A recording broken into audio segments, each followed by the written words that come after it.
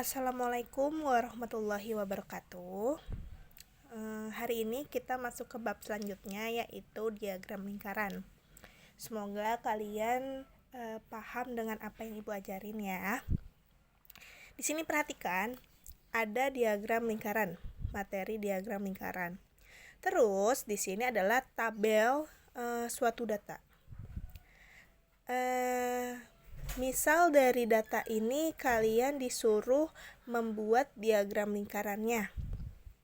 Nah, tetapi kalian nggak tahu nih berapa derajatnya, setiap juringnya, berapa besar sudutnya.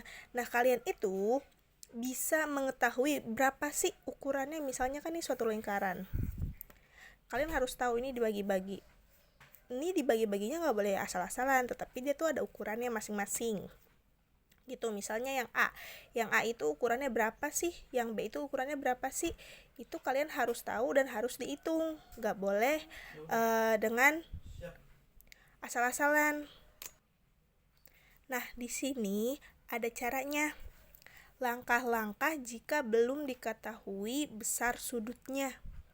Misal yang A itu kita mau tahu nih besar sudutnya itu berapa untuk mendapatkan setiap juring di dalam suatu lingkarannya. Juring tuh apa sih? Harusnya kalian tuh udah tahu juring itu tuh apa gitu. Nah, di sini cara menghitungnya adalah jumlah data ke-nya itu misalnya yang ini. Berarti ke A. A itu berapa jumlah datanya? Oh, 300. Nih dimasukkan 300 per jumlah seluruh data. Jadi ini dijumlahin, ini dijumlahin. Berapa jumlahnya? 1800. Dijumlahkan, lalu dia ditaruh di sini. Jumlah seluruh data 1800 dikali 360. Nanti kita akan tahu berapa sih besar derajatnya sehingga bentuk juringnya itu kalian udah tahu tanpa harus asal-asalan gitu, karena itu nggak boleh ya. Kebanyakan anak-anak itu membuat diagram lingkaran itu untuk ukurannya itu asal-asalan gitu. Sebenarnya tidak boleh, dia ada ukurannya masing-masing. Nah, ini yang C-nya, jumlah data ke C-nya berapa?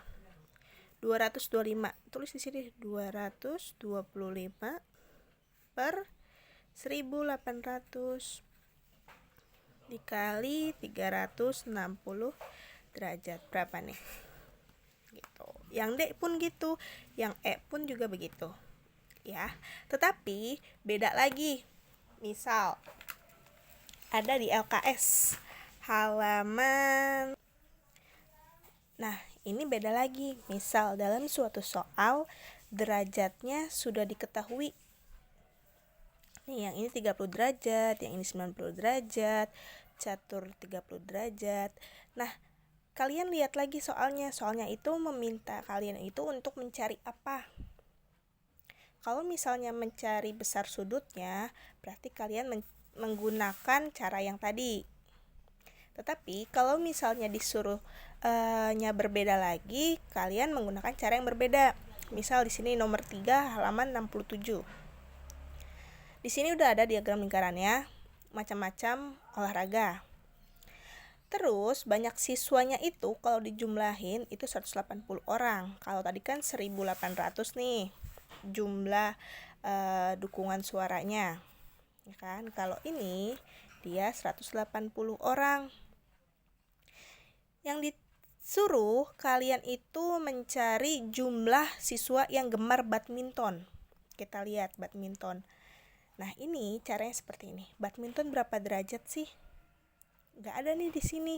Berarti kita untuk mencari berapa besar sudut badminton itu dengan cara seluruh lingkaran itu berapa derajat? 360. Ya kan? Seluruh lingkaran. Ini dikurangin 90 derajat dikurang 90 derajat. Terus dikurang lagi ini 30 derajat, ini 90, 30 dikurang lagi 30. Berapa nih jumlahnya?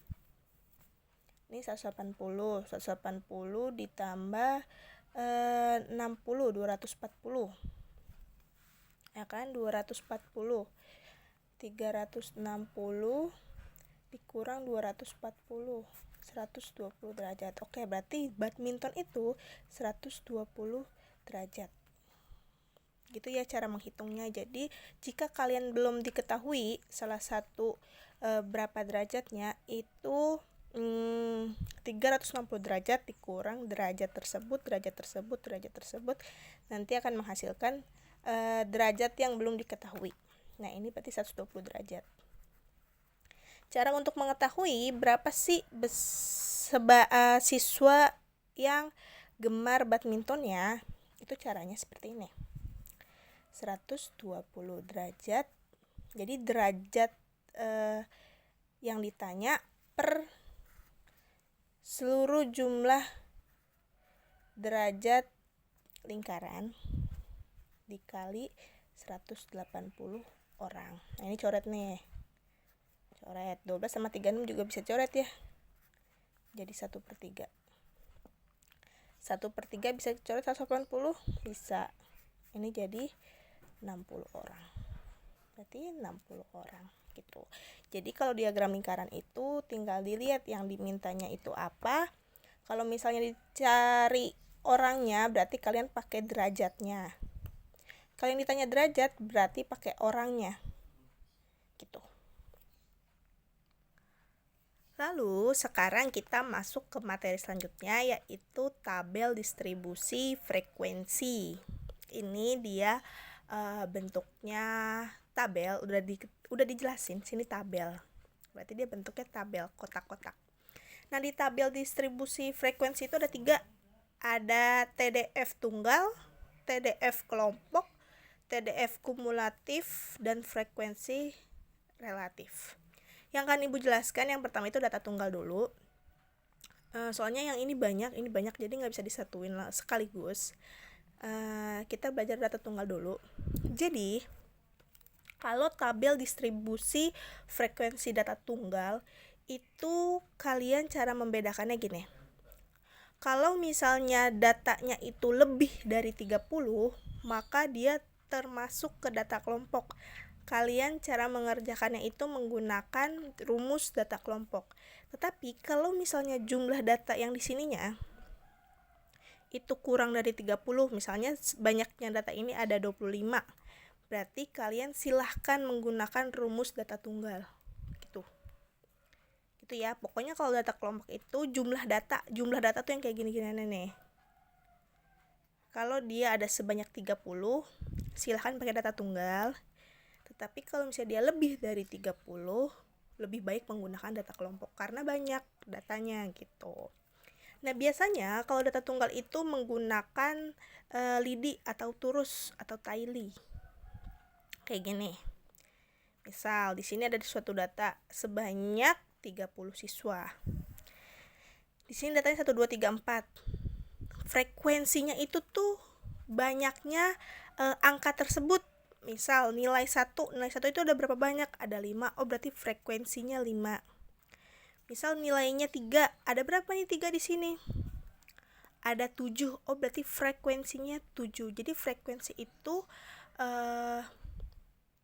banyaknya data.